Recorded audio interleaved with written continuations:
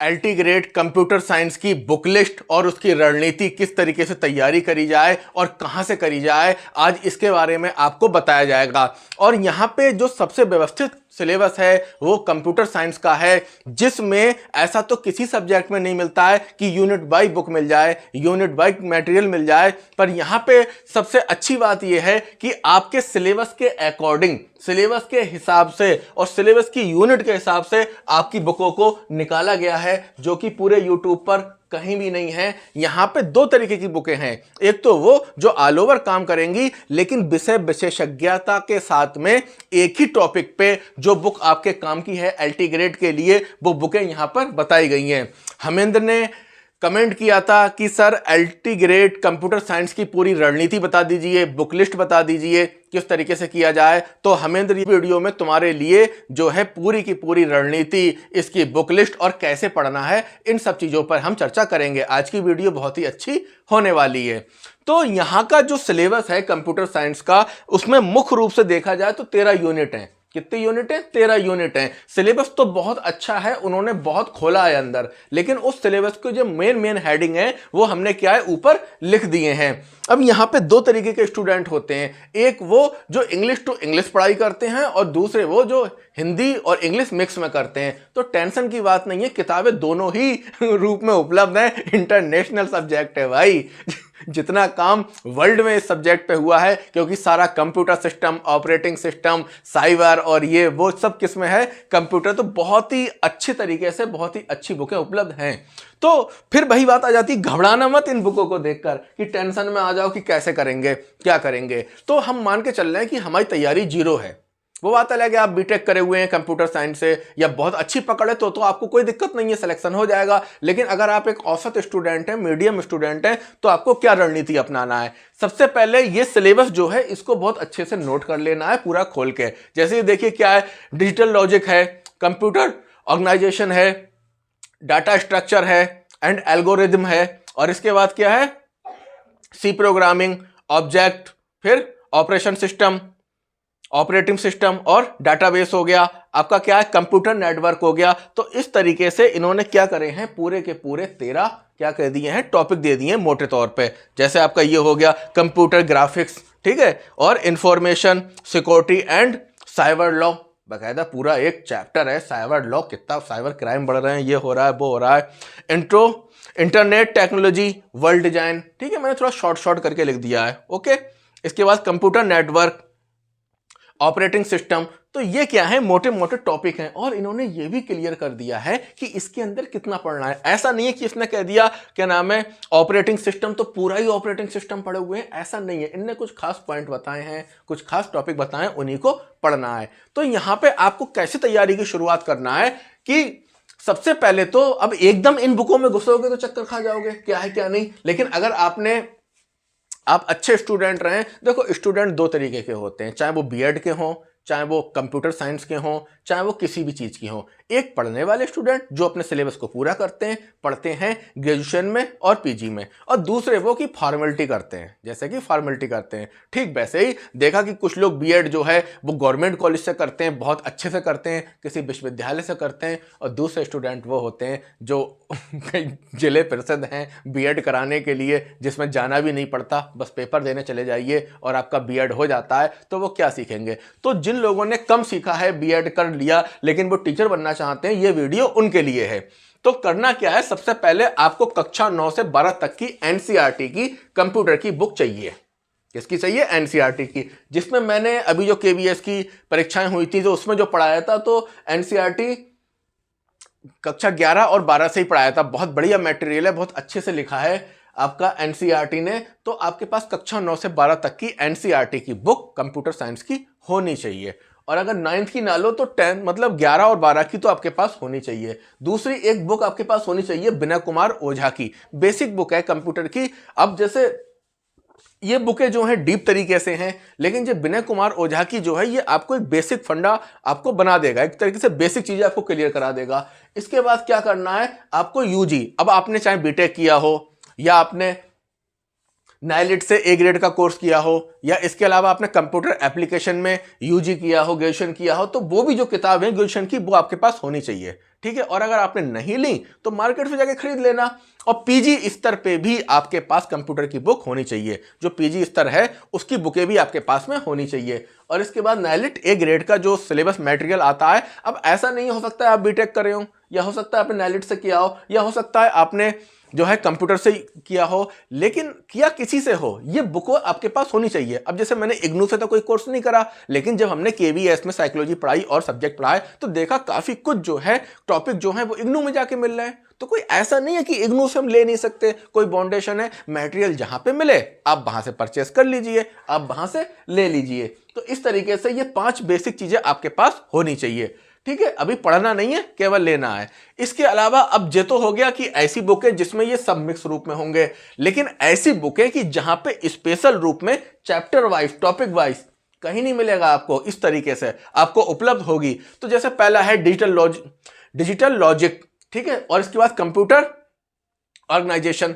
तो इसके लिए जो है केविन पी की सबसे अच्छी बुक है, ठीक है। ये कंप्यूटर साइंस प्रिंसिपल के नाम से आती है बुक, और ये किसकी है? केविन पी की ये बुक है। तो आप केविन पी की बुक ले सकते हैं, कंप्यूटर साइंस एंड प्रिंसिपल करके। तो इसमें आपकी पहली और दूसरी दोनों यूनिट आ जाएगी। पर एक चीज मैं बता दूं, जब तक आप ये क्लियर नहीं करोगे ना, ये समझ में नहीं आएंगी। ये लेवल एडवांस लेवल की बुकें हैं, ये कुछ हाई स्तर की बुकें हैं, क्योंकि कंपटीशन का स्तर भी तो बहुत हाई जा रहा है। तो आपको पहले ये पढ़ना पड़ेगी। शुरुआत कहां से करना पड़ेगी? एनसीईआरटी से। इसके बाद विनय कुमार ओझा, पहले विनय कुमार ओझा देख लो, चाहे एनसीईआरटी देख लो। इसके बाद यूजी पीजी और इसका मटेरियल देख लो। इसके बाद आप इन बुकों को देख सकते हैं। और ये भी मैं तरीका बताऊंगा कि किस तरीके से इन सबको आपको पढ़ना है।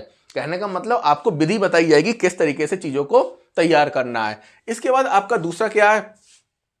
Data structure and algorithm. तो जो एल्गोरिदम है, इसके लिए सबसे अच्छी बुक जो है इंट्रोडक्शन टू एल्गोरिदम। इसके लिए थॉमस एच की बुक ले लीजिए। ये बुक कैसी है? मस्त बुक है, थॉमस एच कॉरमैन की बुक है। इसके बाद चौथे नंबर पे आता है सी प्रोग्रामिंग हो गई, प्रॉब्लम सॉल्विंग हो गया। तो इसमें आपकी जो है ये सी प्रोग्रामिंग के लिए जो बेस्ट बुक है वो है बहरूज ए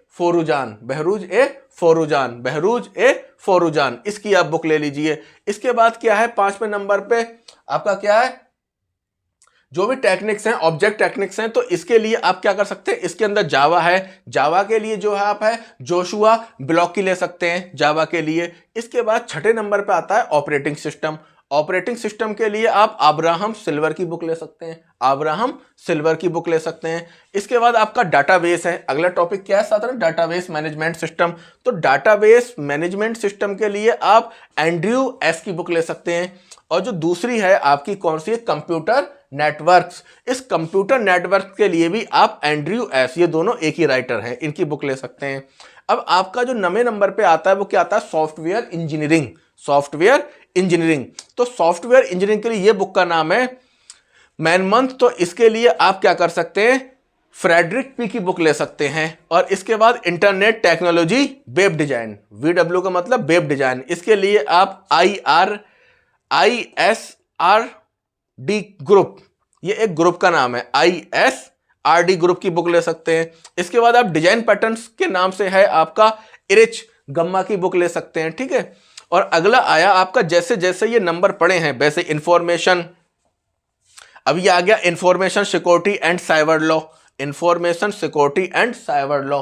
क्या है सिक्योरिटी? इसके लिए सारिका गुप्ता और गौरव गुप्ता की बुक ले सकते हैं। तीसरे नंबर पे कंप्यूटर ग्राफिक्स, इसके लिए आप मलाय के की बुक ले सकते हैं। तो करना क्या है कि ये बुकें आपके पास होनी चाहिए। इसके बाद आपके पास Vinay Kumar Ojha, NCERT, UG PG, इसका भी मटेरियल होना चाहिए। अब आपको क्या करना है? इतना मटेरियल आपके पास आ गया। और सबसे अच्छी बात तो ये है कि आप बीएड करें तो आप कंप्यूटर साइंस से टीजीटी भी दे सकते हैं, पीजीटी भी दे सकते हैं, नेट जेआरएफ भी दे सकते हैं, एलटी भी दे सकते हैं, जीआईसी प्रवक्ता भी दे सकते हैं। एक तैयारी और सारे एग्जाम, यानी एक तैयारी से ही आप सारे एग्जाम आसानी से फोड़ सकते हैं।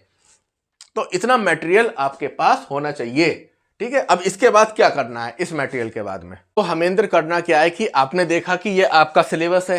सिलेबस होने के बाद आपको टॉपिक वाइज ही क्या मिल गई? बुकों की लिस्ट मिल गई। और इधर एनसीईआरटी 12, 11 और इसके बाद यूजी पीजी और नैलिट का मान के चलिए वो ले लीजिए, इतना मटेरियल हो गया। अब आपको क्या करना है कि सबसे पहला जो काम करना है वो करना है कि एलटी ग्रेड का एक पेपर लगा के देखना है। एलटी ग्रेड का एक पुराने साल का पेपर लगा देखना है कि उसमें तुम्हारे कंप्यूटर साइंस में कितने नंबर आ रहे हैं, उससे पता लगेगा तुम कितने पानी में हो। ये पता लगने के बाद एलटी ग्रेड आपके पास 10 ईयर चाहिए। एलटी ग्रेड का क्या चाहिए? 10 ईयर, जो 10 साल के पेपर होते हैं। किसका? कंप्यूटर साइंस का। और किसका चाहिए? जीआईसी प्रवक्ता का। इसके बाद किसका चाहिए? UP TGT PGT, UP TGT PGT का चाहिए। और तीसरे नंबर पे आपको क्या चाहिए? जो असिस्टेंट प्रोफेसर होता है केवल राजकीय का, असिस्टेंट प्रोफेसर राजकीय, असिस्टेंट प्रोफेसर राजकीय वाला। किसका? कंप्यूटर साइंस का, कंप्यूटर साइंस का 10 ईयर। और तीसरे चौथे नंबर पे आपको किसका चाहिए? नेट, यूजीसी नेट होता है, नेट जेआरएफ। इस नेट जेआरएफ का आपको क्या चाहिए? कंप्यूटर साइंस का ओल्ड क्वेश्चन पेपर चाहिए। और 5वें नंबर पे अन्य राज्यों का, अन्य राज्यों का, जो अन्य राज्यों की टीजीटी और पीजीटी का पेपर चाहिए। और 5वें नंबर पे, 6ठे नंबर पे आपको पीसीएस का जो सीसेट होता है उसमें जो कंप्यूटर आता है, ये कुछ क्वेश्चन चाहिए। ये इतना मटेरियल चाहिए। अब आपको क्या करना है? बहुत शांति से इन सारे क्वेश्चनों को लगाना है, क्वेश्चन लगाना है। और क्वेश्चन के आगे ये लिखना है कि वो किस टॉपिक से है। तो उसमें पहले इन 13 में से मोटे टॉपिक लिखेंगे। मान के चलिए कोई क्वेश्चन सी प्रोग्रामिंग का है तो उसके आगे सी प्रोग्रामिंग लिख दीजिए। कोई क्वेश्चन डेटाबेस का है उसके आगे डेटाबेस लिख दीजिए। कोई क्वेश्चन जो है कंप्यूटर नेटवर्क का है तो उसके आगे कंप्यूटर नेटवर्क लिख दीजिए। और जो इसके अंदर के छोटे छोटे टॉपिक हैं उनका भी इसके आगे ऐड कर दीजिए। तो आपके पास ये पता लग जाएगा कि किन टॉपिकों से कौन कौन से क्वेश्चन आए हैं और किस लेवल के क्वेश्चन आए हैं। अब उन टॉपिकों को जो आपके पास बुके हैं उसमें क्या करिए? हाइलाइटर से निशान लगा लीजिए कि कौन सा टॉपिक कहां पर है। हाइलाइटर से निशान लगाने के बाद जो क्वेश्चन आए हैं उन क्वेश्चनों को भी हाईलाइट कर लीजिए। और करने के बाद आप चाहें तो मटेरियल जो है वहां से फाड़ के भी निकाल सकते हैं, और नहीं फाड़ें तो उसको बस क्लिक कर लीजिए, यहां पर ये है। अब आपको पहला ही पढ़ना है टॉपिक, मान के चलिए डिजिटल लॉजिक पढ़ना है। तो सबसे पहले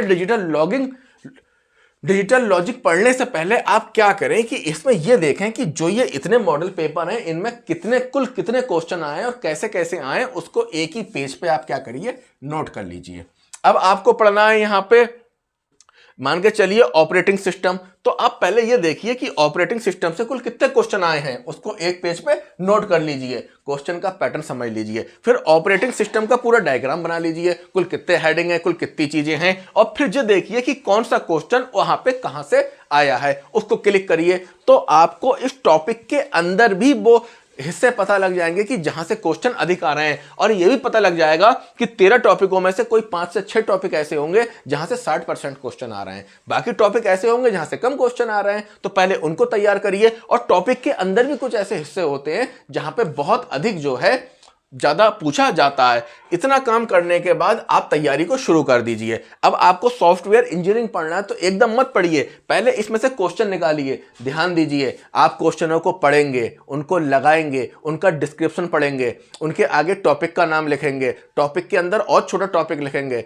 इसके बाद आप क्या करेंगे? उसको नोट करेंगे। तो ये पूरे जितने ऑल ओवर क्वेश्चन पेपर हैं ये आपके तैयार हो जाएंगे। और मान के चलिए 120 नंबर के सब्जेक्ट में 30 से 35 क्वेश्चन 10 ईयर के क्वेश्चनों से रखे हुए आ ही जाते हैं, और 15 से 20 क्वेश्चन उनके डिस्क्रिप्शन से आ ही जाते हैं। तो जब आप इसको तैयार कर लेंगे तो डिस्क्रिप्शन भी तैयार हो जाएगा, क्वेश्चन भी हो जाएंगे, और एक ऐसी दिव्य दृष्टि आ जाएगी कि जब आप उस मटेरियल को देखेंगे जो कि बहुत ढेर सारा लगता है, बहुत बड़ा लगता है, तो सटीक आपको दिखाई देगा कहां से क्वेश्चन पूछा है, कहां से नहीं पूछा है। जैसे अब मुझे ही है, अब जैसे मैं अगर ये पढ़ने जा रहा हूं साइबर लॉ यानी साइबर लॉ क्या है और सिस्टम एनालिसिस क्या है, इंफॉर्मेशन सिक्योरिटी क्या है, तो इंफॉर्मेशन की सिक्योरिटी और साइबर लॉ। अब ऑलरेडी आप इससे संबंधित क्वेश्चनों का जो क्वेश्चन बैंक है उसको फिट करे हुए होंगे, उसको कंट्रोल करे होंगे, तो आपको पता लग जाएगा कि किस तरीके के क्वेश्चन आ रहे हैं और एग्जामिनर का माइंडसेट क्या है। और ये सब एक से ही एग्जामिनर हैं, जिसमें एलटी ग्रेड का जो सबसे हाईएस्ट लेवल है टीचर भर्ती में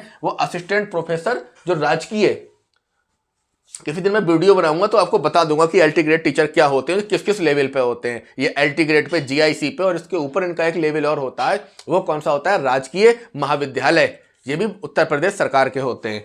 तो ये उत्तर प्रदेश सरकार का है असिस्टेंट प्रोफेसर राजकीय वाला। इसके भी आप क्वेश्चन देख सकते हैं। अन्य राज्यों के टीजीटी, पीजीटी और पीसीएस और जो आईएएस में जो वो आता है, सी सेट आता है, उसमें क्या होता है? ये भी कंप्यूटर आता है। तो इस क्वेश्चनों को एनालिसिस करने के बाद आप क्या करेंगे? आपको एक मटेरियल मिलेगा, एक दिशा मिलेगी, और उस दिशा के अकॉर्डिंग आप मैट्रिक तैयारी करेंगे। और तैयारी करने का, तैयारी पूरी हो जाए तो फिर आपको दोबारा से इनको फिर करना है। और जब तक नोटिफिकेशन आए तब तक आपका सिलेबस भी कंप्लीट हो जाए, क्वेश्चन भी कंप्लीट हो जाए, और होने के बाद में क्या है, दोबारा से आप इनका रिवीजन करते हो। तो इस तरीके से क्या होगा, आपका सिलेबस कंप्लीट हो जाएगा। और इस तरीके से एलटी ग्रेड में आपके अच्छे नंबर आएंगे। एलटी में तो आएंगे ही आएंगे, आप टीजीटी में बैठेंगे वहां भी अच्छे आएंगे, पीजीटी में भी आएंगे, नेट जेआरएफ देंगे वो भी क्वालिफाई हो जाएगा। तो इस तरीके से आप अपनी तैयारी को फुल टच दीजिएगा और बस यही करिएगा, लेवल को हमेशा हाई रखिए। अब जो हाई फाई बुकें हैं सारी, जो कि टॉपिक के अकॉर्डिंग है, इनकी जो भूमिका होती है, यानी शुरू में जो रेफरेंस होता है उसको बहुत अच्छे से पढ़िए, अंदर भी जाके पढ़िए। तो एग्जाम में जो 4 से 5 विशिष्ट क्वेश्चन बनाएगा वो भी वहां से पकड़ में आ जाएंगे। तो इस प्रकार से आपको क्या करना है, कंप्यूटर साइंस की रणनीति, आपकी ये रणनीति है और इस रणनीति के अकॉर्डिंग आपको चलना है। और इसमें अगर कोई और प्रॉब्लम आए तो आप पूछ सकते हैं। लेकिन ये सब करने से पहले एक बार एनसीईआरटी कक्षा 11 और 12 इसको बहुत अच्छे से पढ़िए। और जो मैंने बताई थी आपको बुक है विनय कुमार ओझा, इसको अच्छे से पढ़िए तो हल्का बेस बन जाएगा और इसके बाद ये सब कुछ आपको समझ में आने लगेगा।